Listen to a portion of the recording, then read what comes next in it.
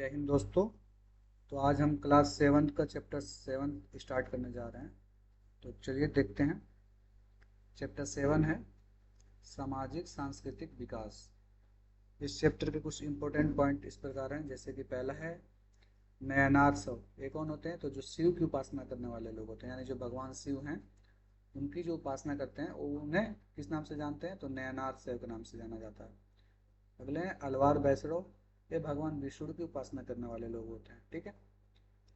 नयनार संतों की संख्या कितनी है? तो 63 है, जो समाज के विभिन्न वर्गों जैसे कुम्हार, अस्पृश्य, कामगार, किसान, शिकारी, सैनिक, ब्राह्मण और मुखिया जैसी जातियों में पैदा हुए थे। ठीक है।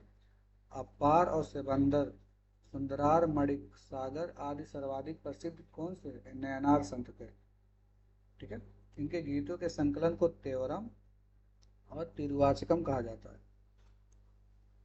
अगले पॉइंट चलते हैं। अलवार संतों की संख्या कितनी है? 12 थी। और नैनार की कितनी थी? 63 थी। ठीक है। तो इसमें सर्वाधिक प्रसिद्ध कौन है? परियल परिय अलवार एवं उनकी पुत्री अंडाल। ठीक है। इनके गीत गीत दिव्य प्रबंधन में संकलित है। अगला पॉइंट है शंकराचार्य का जन्म कहाँ हुआ था? तो केरल में हुआ था। उन्होंने क्या किया? चारों दिशाओं में मठ की स्थापना की थी। ठीक है। उन्होंने अद्वैतवाद के सिद्धांत का प्रतिपादन किया। इनके दर्शन का मूल है सिर्फ ब्रह्म ही सत्य है, बाकी सारा संसार झूठा है। तो शंकराचार्य ने जो 4 मठ स्थापित किए थे उनमें है, पहला जो था उत्तर में बद्रिकाश्रम है, जो कहाँ है? उत्तराखंड में है। दूसरा उनका मठ है दक्षिण में श्रृंगेरी, तो किस राज्य में पड़ता है? तो तमिलनाडु में। तीसरा पूरब में पुरी, जो उड़ीसा में है, वहाँ मठ है। और चौथा मठ है द्वारिका में, पश्चिम में द्वारिका में, गुजरात में। ठीक है। अगले पॉइंट पे चलते हैं। 12वीं सदी के मध्य में वासवन्ना के नेतृत्व में दक्षिण भारत में वीर शैव आंदोलन शुरू हुआ। तो वीर शैव आंदोलन कहाँ शुरू हुआ? तो दक्षिण भारत में हुआ। किसके नेतृत्व में? तो वासवन्ना के नेतृत्व में। इसमें क्या हुआ? तमिल भक्ति आंदोलन एवं मूर्ति पूजा के विरुद्ध प्रतिक्रिया दिखाई देती है। ठीक है। अगला पॉइंट है अलवा महाराष्ट्र के भक्ति संतों के नाम हैं, कौन कौन से हैं? तो गणेश्वर हैं, नामदेव हैं, एकनाथ हैं, तुकाराम, ज्ञानेश्वर, सबकूबाई, चोकमेला का परिवार। ठीक है। अगला जो पॉइंट है रामानंद राम भक्त संप्रदाय के प्रवर्तक थे, और उनके जो शिष्य थे वो सगुण और निर्गुण संप्रदाय में विभक्त हो गए थे। तुलसीदास जो थे वो सगुण संप्रदाय से संबंधित थे, और उन्होंने क्या किया? रामचरित मानस की रचना की थी। ठीक है। वैष्णव धर्म की परंपरा में एक प्रमुख शाखा कृष्ण भक्ति की थी, जिसमें वासुदेव कृष्ण को विष्णु का अवतार मानकर उनकी आराधना पर बल दिया गया।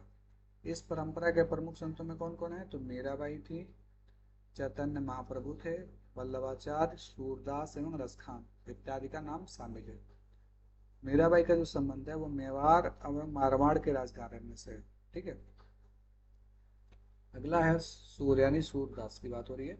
सूर्य ने अपनी रचनाओं में कृष्ण के बाल रूप को महिमा प्रदान की है। ठीक है। कबीर के विचारों की जानकारी कहाँ से मिलती है? तो साखी और सबद से मिलती है। ठीक है। कबीर के विचारों के जो संग्रह है वो बीजक ग्रंथ में है, और बीजक ग्रंथ के 2 भाग हैं, कौन कौन से? तो साखी और सबद। कबीर दास के कुछ भजन गुरु ग्रंथ साहब एवं पंचवाड़ी में भी संकलित हैं। ठीक है।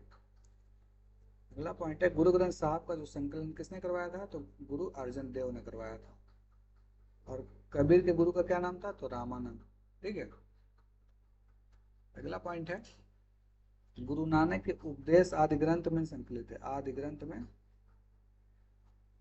जो गुरु नानक के उपदेश आदि ग्रंथ में संकलित है।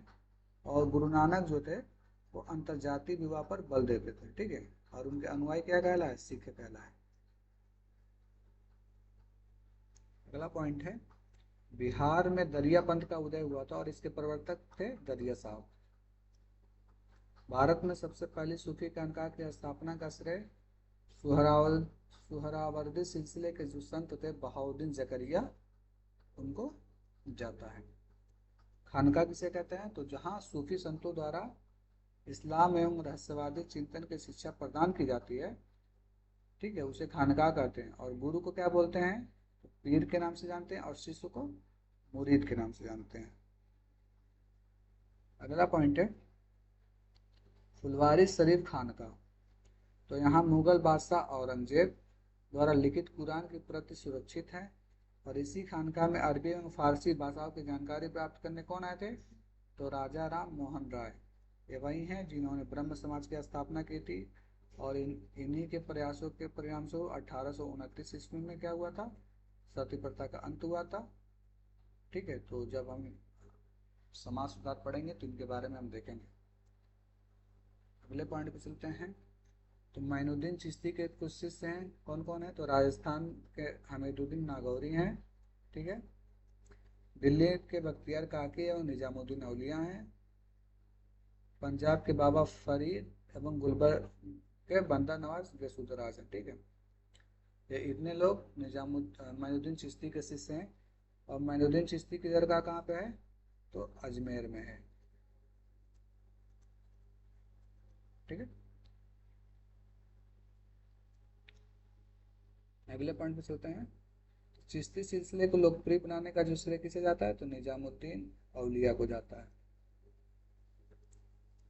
बिहार में फिरदौसी सिलसिले के संतों में हजरत मखदूम शराफुद्दीन याहिया मनेरी, इनका क्या है? विशेष महत्व है। बीबी रजिया सूफी संत पीर जगजोत की बेटी थी, ठीक है। मोहम्मद बिन कासिम ने सिंध पर विजय की कब किया था? तो 712 में आक्रमण किया था। इनके बारे में हम पढ़ेंगे जब अरबों का आक्रमण हम पढ़ेंगे मेडिवल इंडिया में, तो उसमें देखेंगे। अगला पॉइंट है अलबरूनी महमूद गजनी के साथ भारत आया था, ठीक है। तो इस चैप्टर में इतने ही इम्पोर्टेंट पॉइंट्स थे। आई होप आपको पसंद आए होंगे। अगर आपको वीडियो पसंद आया तो इसे ज़रूर लाइक करें, कमेंट करके बताएं, और साथ ही साथ अपने दोस्तों के साथ भी शेयर करें। और मेरे यूट्यूब चैनल को सब्सक्राइब करके बेल आइकन को प्रेस कर दें, ताकि जब भी कोई भी नई वीडियो आए आपके पास सबसे पहले पहुंचे। मिलते हैं अगले वीडियो में। धन्यवाद।